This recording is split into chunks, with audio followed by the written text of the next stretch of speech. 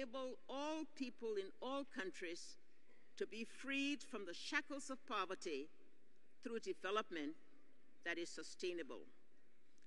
Liberia remains fully committed to the ideals and purposes of the United Nations and believes that the organization should continue to occupy the center of global governance by leading efforts to meet our collective challenges to peace, security, and development. To meet this objective, the intergovernmental negotiations on Security Council reform need to come to an early and logical conclusion.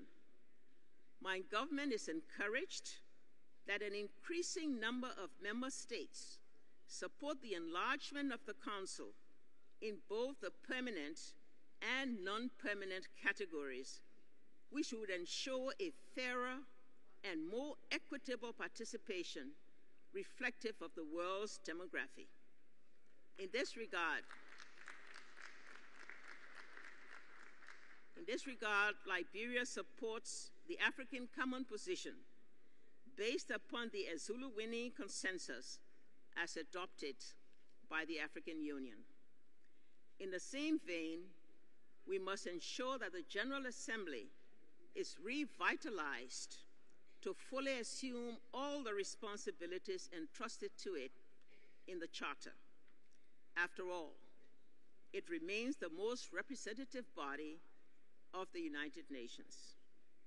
Mr. President, distinguished delegates, the high-level diplomatic conference on international trade in conventional weapons, which ended recently in New York, sought to develop the highest possible international standards for trade in conventional weapons.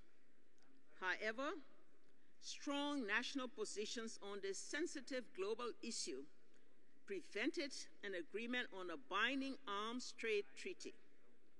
Yet, nations of goodwill and nations who have experienced devastation from illicit trading and diversions of conventional weapons must continue strong advocacy, taking into account the full range of differences and disagreements.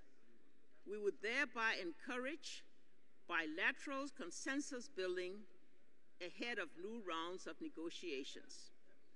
At the same time, we are convinced that the final draft arms trade treaty text, though imperfect and inconclusive, contains essential ingredients upon which future negotiations can succeed. Mr. President, we express our deep condolence for the death of the U.S. ambassador and staff, as well as Libyan nationals, in the attack on the U.S. consulate in Benghazi. All nations should be concerned about the spreading of violence in reaction to a film which demonstrates an unacceptably insensitivity to the Islamic faith. Even in such circumstances, we must all be mindful that democracy requires freedom.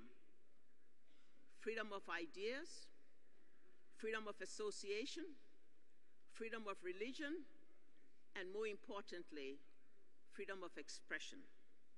This often results in statements and actions that may offend. Tolerance and not violence is an appropriate response to prevent further violence.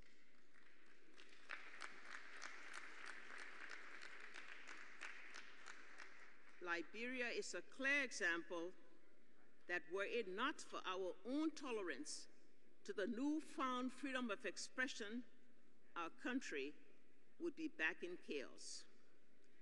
While the majority of our countries are consolidating economic and social gains underpinned by democratic processes, regrettably, some parts of our sub-region are still dogged by serious challenges that risk undermining the peace and progress of the entire region.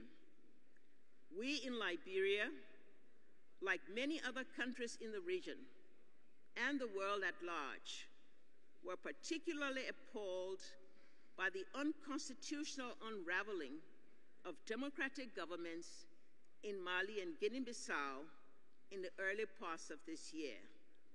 And we unequivocally condemn these attempts to seize power through unconstitutional means. Accordingly, Liberia endorses the decisions of ECOWAS aimed at the full restoration of constitutional order in both countries in the shortest period of time. Liberia enjoins the world community, particularly the Security Council, to buttress the efforts of ECOWAS in restoring peace in our region, most especially in Mali. As current chair of the four-nation Mano River Union, comprising Liberia, Sierra Leone, Guinea, and Côte d'Ivoire, Liberia has committed itself never to allow an inch of its territory to be used to destabilize its neighbors. It is in this context that we categorically condemn all attempts to undermine the peace and democratic gains in Côte d'Ivoire, and are working closely with the Ivorian authorities and UN peacekeeping outfits in both Liberia and Côte d'Ivoire to protect and consolidate the peace in our two countries. We call on all countries in our region to work in concert so that individuals intent on destabilizing some part of our region are treated as enemies in all parts of our region.